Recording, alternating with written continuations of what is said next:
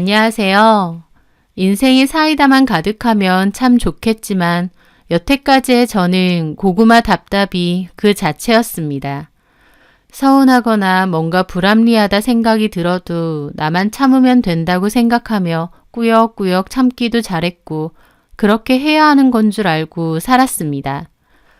전에 어디선가 정신과 의사가 한 말을 봤는데요. 뭔가 억울한 기분이 계속 든다면 그건 내가 억울할 만한 선택을 습관적으로 하지는 않는지 돌아보라고 하더라고요. 한마디로 제가 억울해질 만한 그런 선택들을 제 스스로 하고 있다는 겁니다. 저는 그 말에 크게 공감을 했습니다. 분명 속마음은 하기 싫거나 별로일 때도 있지만 상황에 밀려 또는 괜한 싸움 나기 싫어서 그냥 할 때가 많았거든요. 마음으로는 내켜하지 않으면서도요. 결혼을 하고 어머님을 모시는 문제도 그랬습니다. 회사 언니의 소개로 만난 저희 남편. 결혼을 전제로 만났는데 결혼할 때 분명 남편은 따로 신혼집을 준비해 두었다고 했거든요. 대출이 좀 있다고 해도 젊은 사람이 집까지 마련해 놓는 게 쉬운 일은 아니잖아요. 참 성실하고 능력 좋은 사람인가 보다 싶었죠. 그런데 막상 결혼 날짜 잡아놓고 나선 한다는 소리가 갑자기 창업을 할 거래요. 지금 회사 그만두고요. 근데 돈이 좀 모자라서 어머님 사시는 곳에 전세금을 빼서 그걸 보탠다는 겁니다. 그럼 어머님은 어디서 사시냐니까 저희랑 같이 살아야 된대요. 너무 황당했습니다. 이런 얘기를 미리 하는 것도 아니고 결혼 날짜 다 잡아놓고 이제 와서 한다는 게요.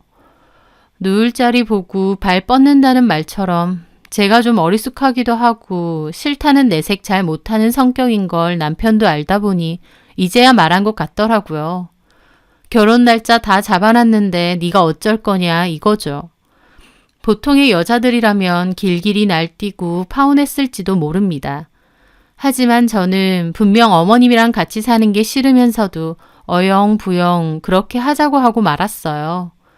그렇게 저는 생각지도 못하게 어머님과 함께 살게 된 겁니다. 어머님은 시집살이 그런 건 다 옛말 아니냐며 자기는 그럴 성격도 못 되고 누가 시켜도 시집살이는 못 시킨다고 하셨어요. 오히려 저보고 시어머니 구박이나 하지 말라고 하시면서 웃으시더라고요. 하지만 웬걸요. 막상 결혼해보니 은근한 시집살이 때문에 스트레스를 많이 받았습니다. 입도 까다로우시고 집에 계시면서 집안일도 거의 안 하셨어요. 저는 그때 평생교육원에서 강사로 일을 하고 있었는데 시간이 좀 유동적이었거든요. 강의 있을 때만 나가는 거다 보니 집에 있는 시간도 많았고요. 그러다 보니 집안일은 다 제 차지였습니다. 어머님이 계시니까 간단하게 한 끼 때우고 싶어도 밥상을 늘 차려야 했는데 고기는 한우랑 오리고기만 드시고 야채 사오면 유기농 맞느냐고 따지세요. 과일도 백화점 게 맛있으니 백화점 식품관 거 사오라고 하시고요. 집 형편이 좋은 것도 아닌데 어머님은 기본적으로 씀씀이가 꽤 크신 편이었습니다. 나중에 들어보니 원래는 어머님 사셨던 집도 어머님이 버시는 돈은 없고 쓰는 돈이 많다 보니 팔고 전세로 바꾸신 거라더군요. 물론 그 전세금은 결국 남편 창업 비용으로 고스란히 들어갔지만요. 남편이 창업한 가게는 잘 됐냐고요? 아니요. 초반에는 좀 잘 되는 듯 싶었는데 한창 유행하던 창업 아이템이어서 그런지 유행이 지나고 나니 시들해졌습니다. 저는 저럴 거면 그냥 회사 계속 다니지 뭐하러 창업을 갑자기 한다고 했을까 속이 답답하더라고요. 남편과 저 둘 다 돈은 벌지만 생활비가 꽤 빠듯했습니다. 기본 생활비에 공과금, 대출 갚고 어머님 용돈까지. 게다가 갈수록 남편 가게는 팔이 날려서 수입도 줄어들고 참 힘들었죠. 하지만 돈이 쪼들려서 힘든 것보다 더 힘든 건 따로 있었어요. 어머님이 저에게 툭툭 내뱉는 말들 때문이었습니다. 어머님은 저희 친정이 잘 살지 않고 평범한 것에 불만이 많으셨어요. 어머님은 자기 친구들은 다 돈이 많고 부자라며 자기만 이렇게 구질구질 산다고 투정을 잘 부리셨는데요. 그러면서 잘 하시는 소리가 어머님 친구분들 며느리들은 다들 그렇게 직업이 좋거나 혹은 친정이 부자라네요. 아휴, 좋겠다. 걔네 며느리들은 시어머니 용돈 부족할까봐 지갑 마를 틈도 없이 용돈 넣어주고 어디 가면 선물 사오고 여행 턱턱 보내주고 며느리들 참 잘 얻었어. 저는 그런 말씀을 제 옆에서 하실 때마다 할 말이 없었습니다. 솔직히 그 집들은 며느리만 잘난 게 아니라 아들도 잘났거든요. 제가 알기로도 어머님 친구분들은 아들들이 대기업 다니고 변호사에 회계사에 다 짱짱합니다. 아들들이 직업도 좋고 시댁도 잘 사니까 당연히 며느리들도 비슷한 수준 아닌가요? 하지만 우리 어머님, 본인은 집 한 채 없어서 둘째 아들 집 얹혀 사시면서 정작 결혼할 때 저한테 옷 하나 해주신 적 없으면서 그렇게 비교하고 저를 탐탁치 않아 하시더라고요. 누구는 어머님이 좋고 같이 사는 게 좋아서 같이 사나요? 어머님이 그럴 때마다 저도 그 집은 아들들이 잘났잖아요. 라고 하고 싶은 걸 꾹꾹 참았습니다. 어머님의 비교질에 속상해서 이런 이야기를 남편에게 하소연하면 남편은 오히려 저한테 뭐라고 합니다. 엄마가 속상해서 그렇게 말할 수도 있지 뭘 그렇게 꼬아서 듣냐면서요. 그러면서 저한테 한다는 소리가 제 자격지심이랍니다. 자격지심 느끼라고 옆에서 주구장창 말하는 게 누군데요. 제 상황이요. 일은 일대로 하고 집안일은 집안일대로 하는데 누구 하나 고마워하는 사람은 없고 오히려 구박합니다. 게다가 늘 돈에는 쪼들리고요. 결혼한 지 1년도 되지 않아 이렇게 사는 게 맞는 건가 현타가 제대로 왔습니다. 차라리 저 혼자 벌어서 모았으면 더 잘 모았을 것 같더라고요. 하지만 그렇다고 이혼까지 생각할 결정적 사유가 있는 것도 아니고 또 뒤집어 엎을 만한 용기도 없었습니다. 그래서 그냥 그렇게 계속 살았죠. 그렇게 햇수로 결혼한 지 3년이 될 때였습니다. 솔로로 지내던 아주버님이 결혼을 한다고 하시더군요. 나이가 많이 든 노총각 첫째 아들이 결혼한다고 하니 어머님도 당연히 기쁘셨겠죠. 하지만 그보다 더 어머님을 기쁘게 한 건 아주버님이 결혼한다고 했던 예비 형님네 친정이 잘 산다는 겁니다.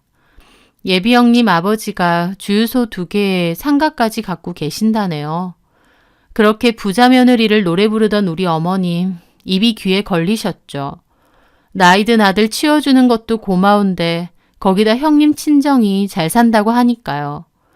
아주버님과 예비 형님이 인사 왔을 때 어머님은 예비 형님이 마음에 들어 어쩔 줄을 몰라 하시더라고요. 손도 막 쓸고 고맙다고 예쁘다고 그렇게 칭찬하시고 저는 단 한 번도 본 적 없는 모습이라 더욱 씁쓸했습니다. 예비 형님은 좀 도도하고 새침한 성격이었습니다. 어머님이 옆에서 온갖 호들갑을 다 떨어도 조금은 불편해 보이는 얼굴로 예 하며 손을 쓱 빼더라고요. 좋아 죽는 건 저희 어머님 뿐이었습니다. 형님이 사과 하나를 집어먹으면 저한테 막 그러세요. 아유, 사과 좋아하나 보네. 얘 둘째야, 사과 좀 더 깎아와. 아니에요. 여기 많은데요, 뭐. 많이 먹어. 너무 야이었어. 많이 먹음 살찌죠. 아유, 이렇게 말라서 찔 살이 어딨어. 관리하는 거예요. 어머, 그래?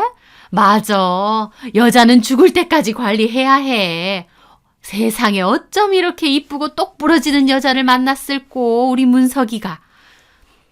어머님의 호들갑 속에서도 형님은 별 대꾸 없이 어색하게 앉아 있더라고요. 자리에서 빨리 일어나고 싶은 모양이었습니다. 아주버님이 눈치를 챘는지 인사드렸으니 이만 가보겠다고 했습니다.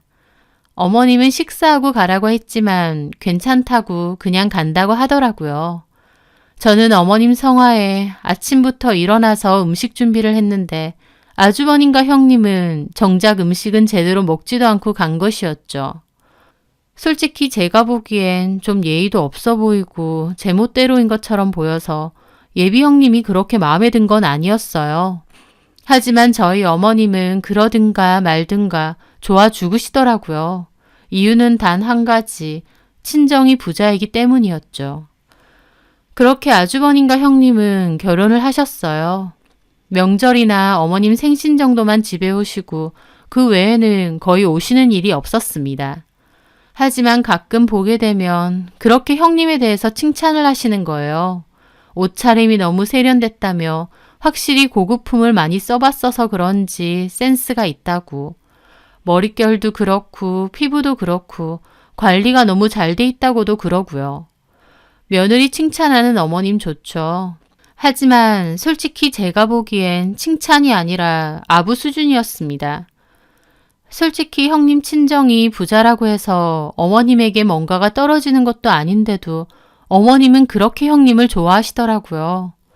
저도 사람인데 당연히 서운하고 섭섭했어요. 같이 살면서 식사 차려드리고 수발 들어드리는 건 전데 저는 무슨 당연히 부려도 되는 무술이고 형님은 이웃나라 공주님처럼 대하셨으니까요. 참 씁쓸하기도 하고 서글프기도 했습니다. 저희 부모님 부자는 아니셔도 좋으신 분들이고 저도 사랑받으면서 큰 건데 이 집에서 제 존재는 참 하찮아 보였거든요. 그러던 어느 날이었습니다. 남편 가게는 어거지로 근근히 장사를 이어나가고 있는 상태였어요. 버는 것보다 지출이 더 많을 때도 많아서 대출도 많이 끌어다 썼죠. 그러다가 좀 무리해서 새로운 설비를 넣었는데 장사는 여전히 잘 안 돼서 금전적으로 많이 휘청이게 되었어요. 남편은 결국 지금 집을 팔기로 했습니다. 정말 속상하더라고요. 대출 때문에 결국 집까지 내놓게 되었다는 게요. 남편은 결국 가게 정리하고 다시 회사 들어가기로 했고요. 그런데 그때쯤 저희 아빠가 저를 부르신 거예요. 그러면서 하신다는 소리가 지금 아파트 살기 좋은데 다른 사람에게 파는 건 좀 아깝지 않느냐면서 아빠가 사신다고 하셨어요. 아빠가 무슨 돈이 있어서? 그 말에 아빠가 통장을 보여주시더라고요.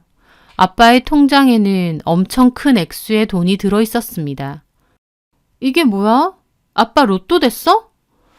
그 말에 아빠가 그러셨어요. 할아버지가 주셨다고.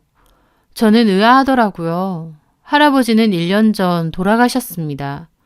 저는 커오면서 할아버지는 잘 못 보고 컸어요. 할아버지와 아빠는 왕래도 없이 지내셨거든요.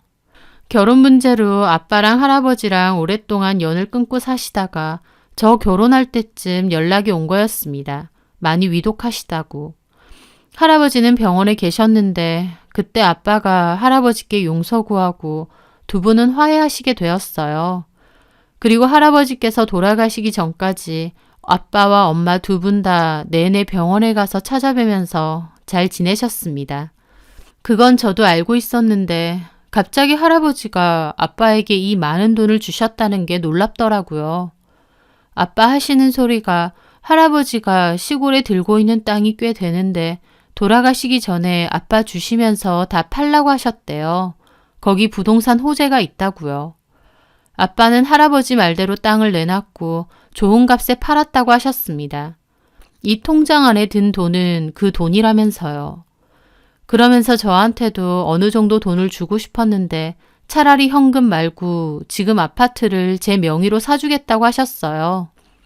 저희 엄마 아빠도 평생 고생 많이 하며 사셨는데 뒤늦게 여유가 생기신 것 같아 참 기쁘더라고요.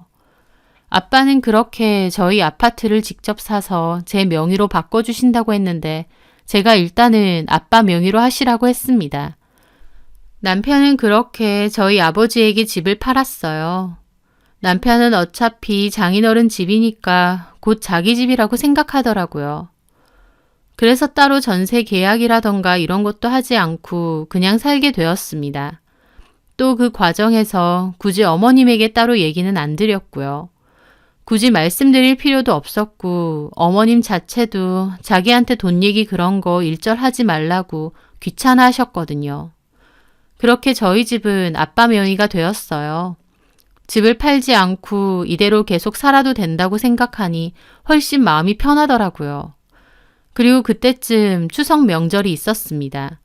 명절이 되면 제가 제사 음식을 전날 다 준비하고 아주버님과 형님은 명절 당일 늦게 와서야 절 올리고 상 차린 거 좀 치우고 앉아있다 가시거든요.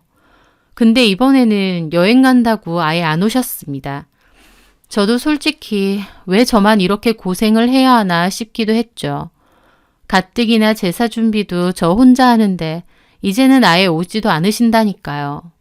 하지만 어머님은 형님에게 사정이 안 되면 못 올 수도 있다면서 신경 쓰지 말라고 그러시더라고요.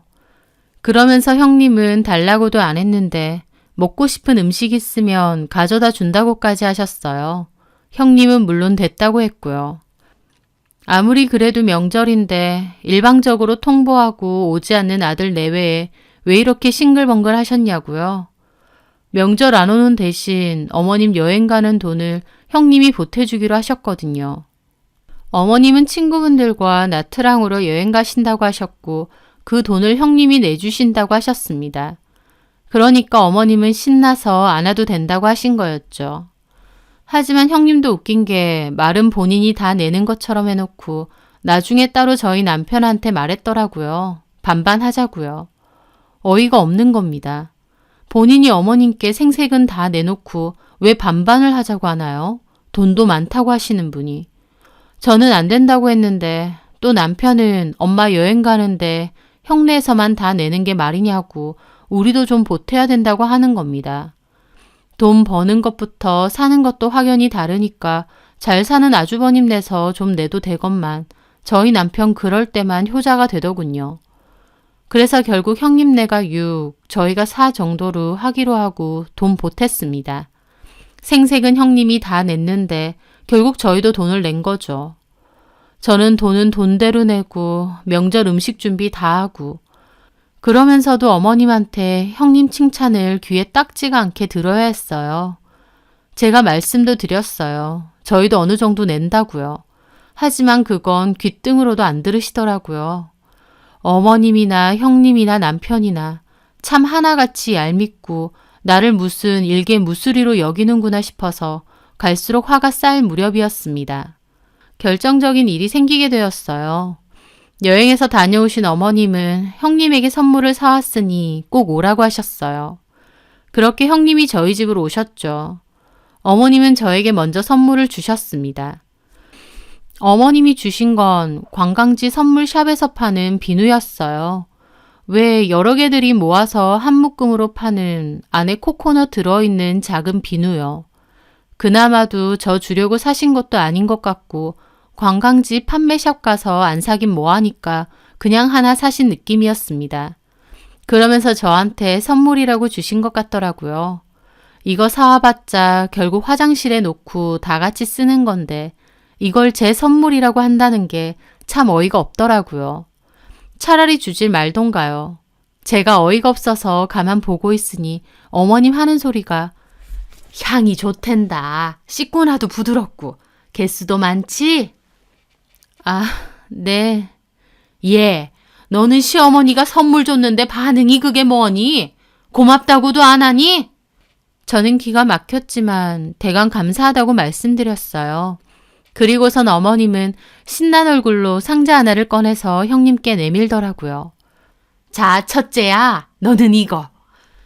그 상자 밖에는 명품 로고가 있었습니다. 형님은 심드렁하게 그 뚜껑을 열어봤는데 안에는 명품 브랜드 스카프가 있었어요.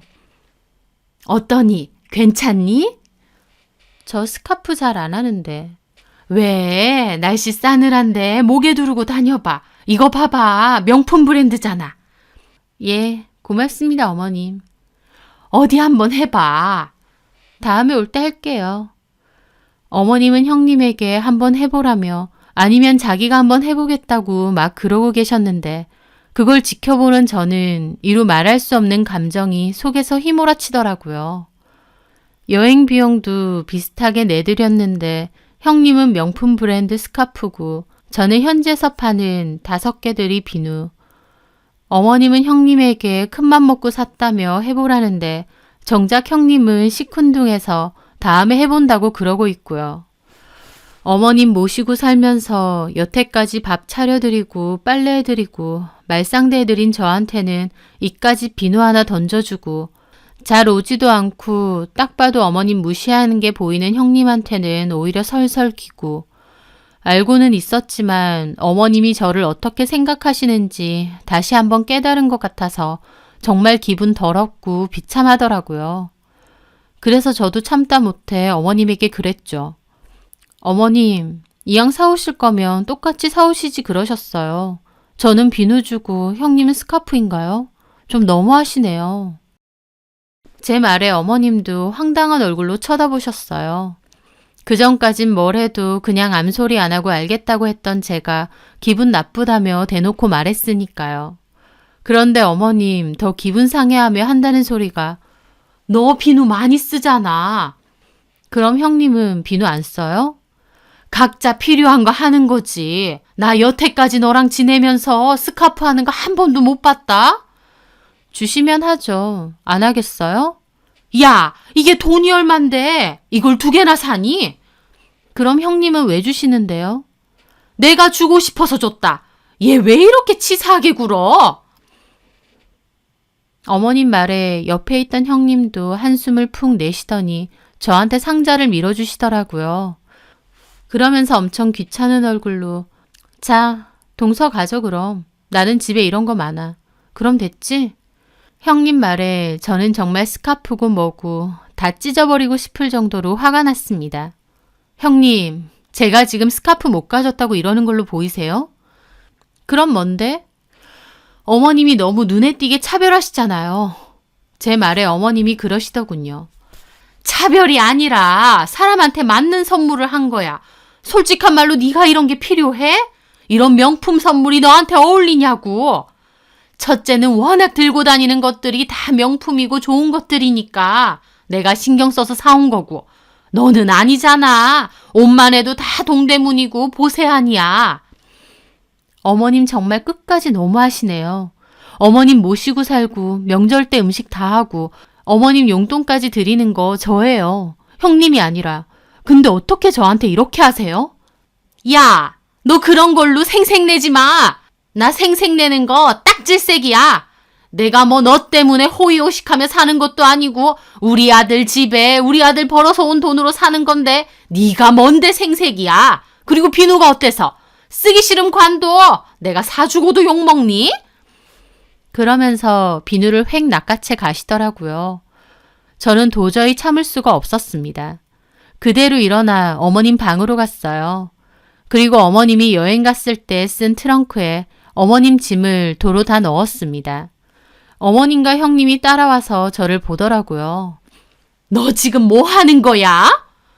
저도 더 이상은 못 참겠어요. 어머님이랑은 더 이상 한 집에서 못 살겠습니다. 나가세요. 뭐? 나가? 야, 네가 뭔데 나보고 나가라 말아야. 여기 우리 아들 집이야.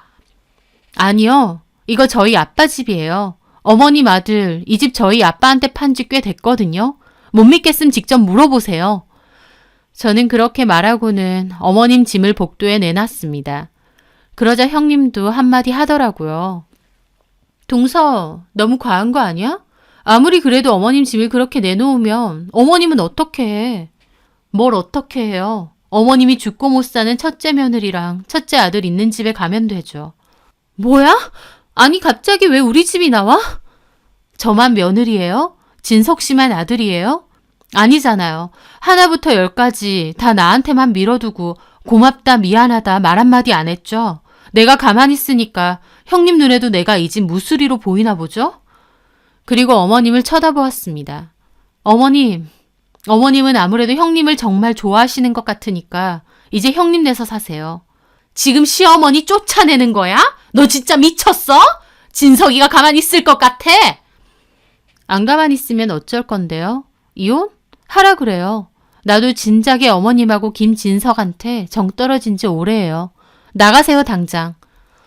저는 그렇게 어머님과 형님을 밖으로 떠밀었습니다.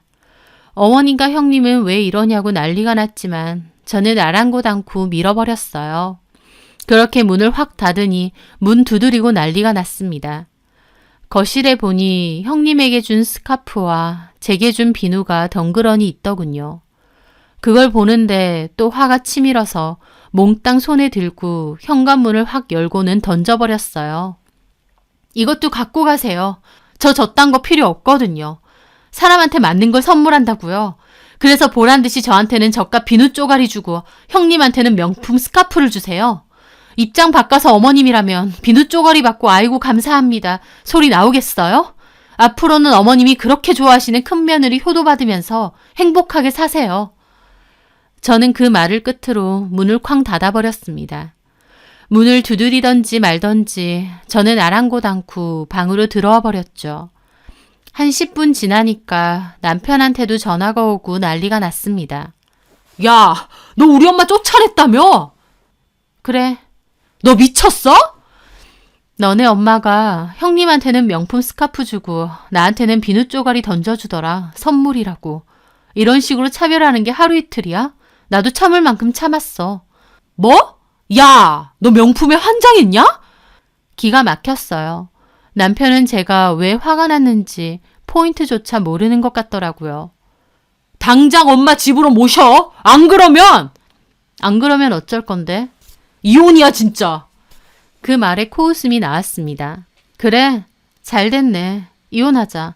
나 안 그래도 너랑 니네 엄마랑 살면서 이 결혼이 맞는지 이혼해야 되는 건 아닌지 수도 없이 생각했거든.